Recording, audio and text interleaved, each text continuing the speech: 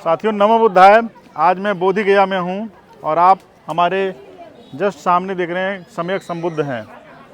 बोध गया वह स्थली है जहाँ पे भगवान बुद्ध को ज्ञान प्राप्त हुआ। वो ज्ञान क्या था, वो द्रव्य क्या था, वो आयतन क्या था, वो एनालिसिस क्या थी, वो मनोविज्ञान क्या था, वह समाज और संस्कृति धर्म दर्शन का विश्लेषण क्या था। आप जब बौद्ध दर्शन का अध्ययन करेंगे तो बारीकी से आप उस चीज़ों को पाएंगे।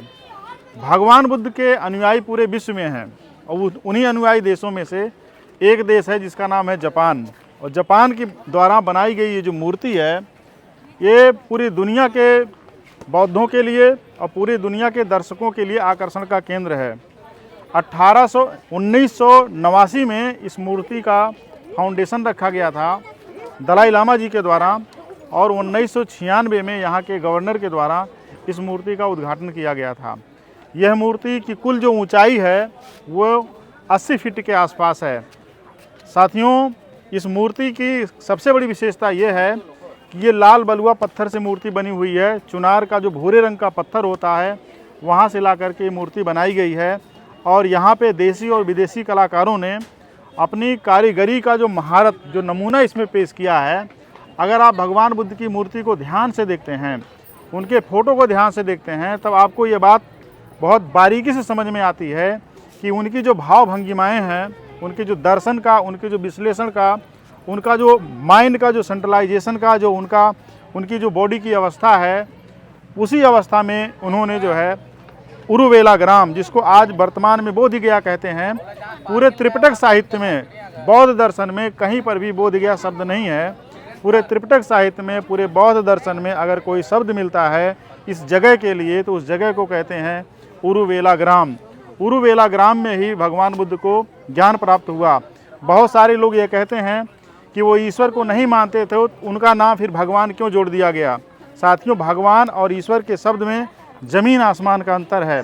भगवान वह है जिसको लोग आस्थावश मानते हैं, लेकिन जो सम्यक संबुद्ध को प्राप्त कर लिया है, सम्यक संबोधि का जिसने लाभ किया है, इंग्लिश में जिसको एनलाइटमेंट कहते हैं, उसको हम भगवान कहते हैं, भाग्य दोषो भाग्य रागो।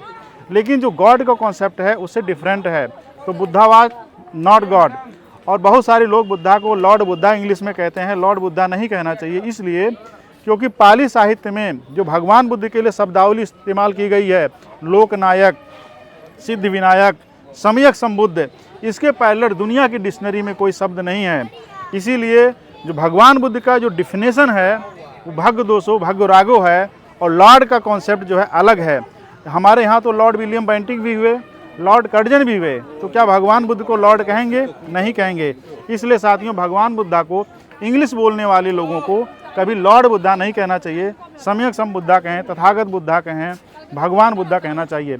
तो साथियों मैं बोध गया में हूँ और बहुत सारे लोग यहाँ पे आए हुए हैं। मुझे बड़ा खुशी है इनके चेहरे की रौनक को देख करके, जो है कि भगवान बुद्ध को देख करके इनके अंदर, इनके मन में जो शांति, जो करुणा, जो आकर्षण दिखाई दे रहा है वो बहुत ही खूबसूरत तरीके से आप इनके फेस को रीड कर सकते हैं। क्योंकि भगवान बुद्ध एक ऐसे वैज्ञानिक हुए, ऐसे दार्शनिक हुए, ऐसे शास्त्रा हुए जिन्होंने कहा कि मुझे आपसे कुछ नहीं चाहिए लेकिन मैं आपको सब कुछ देने को तैयार हूँ। उन्होंने प्रतीत समुत्पाद का सिद्धांत दिया, उन्होंने अनिच्चा व संखारा का सिद्धांत दिया, उन्होंने ये कहा कि दुनिया प्रतिक्षण बदल रही है। तो साथियों हम सभी के जीवन में दुनिया बदल रही है और भगवान बुद्ध ने कहा था कि जो मनुष्य का माइंड है वो सारे दुखों को उत्पन्न करने वाला है और सारे दुखों को समाप्त करने वाला है। इसलिए भगवान बुद्धा कहते हैं, धम्म पद में कहते हैं कि मनोपुबंगमा धम्मा मनोसेठा मनोमया मन साचे पदुत्थेन भासति वा करोति वा ततो न दुख मन वेति चक्कं वा पवहतो पदंग। भगवान बुद्ध कहते हैं कि मन सभी दुखों का पूर्वगामी है। अगर आपका मन सेंट्रलाइज है और सकारात्मक यानी पॉजिटिविटी के साथ है तो आपके जीवन में कभी दुख नहीं आ सकता। लेकिन अगर आपका मन पॉजिटिविटी के साथ नहीं है, सकारात्मकता के साथ नहीं है, तो आपके जीवन में दुख ही दुख आएगा। इसलिए भगवान बुद्धा कहते हैं कि जिस तरह से बैल के पीछे बैलगाड़ी का पहिया चलता है, ठीक उसी तरीके से आप जब दूषित मन से कोई काम करते या सोचते हैं तो दुख आपके पीछे ठीक बैलगाड़ी के पहिए की तरह, जिस तरह से बैल के पीछे बैलगाड़ी का पहिया चलता है, ठीक उसी तरह से दुख आपके साथ हो लेता है। साथियों, भगवान बुद्ध और फिर कहते हैं कि मनोपभंगमा धम्मा मनोसेठा मनोमया मन साचे पदुत्थेन भासति वा करोति वा ततो न सुख मग्न मन वेति छायावान पायनी, कि अगर आप सकारात्मक दृष्टि से कोई काम करते हैं तो सुख आपके पीछे उसी तरीके से चलता है जैसे आपके बॉडी के साथ आपकी परछाई चलती है। यानी सकारात्मक और नकारात्मक दृष्टिकोण आपके माइंड में अगर हैं, अगर आपने पॉजिटिविटी के साथ कोई काम नहीं किया तो आपका जीवन नरक होना तय है। इसलिए भगवान बुद्ध कहते हैं धम्मपद के जो उनका तीसरा क्या नाम है सूक्त है, कहते हैं कि नाहि वेरेन वेरानी सम्मंतित कुदाचनं अवेरेन चा सम्मंति एस धम्मो सनातनो, नाहि वेरेन वेरानी सम्मंतित कुदाचनं, यानी बैर से दुश्मनी दुनिया में कभी नहीं समाप्त की जा सकती है, मित्रता से ही दुश्मनी को हम समाप्त करते हैं, यही सनातन धर्म है। तो साथियों, हम बोध गया का आपको दर्शन कराते रहेंगे। देखिए बहुत सारे लोग यहाँ पे दर्शन करने को आए हैं और ये हमारी बातों को सुन करके रुक गए, इनको काफ़ी अच्छा लग रहा है, तो मुझे बड़ी खुशी है।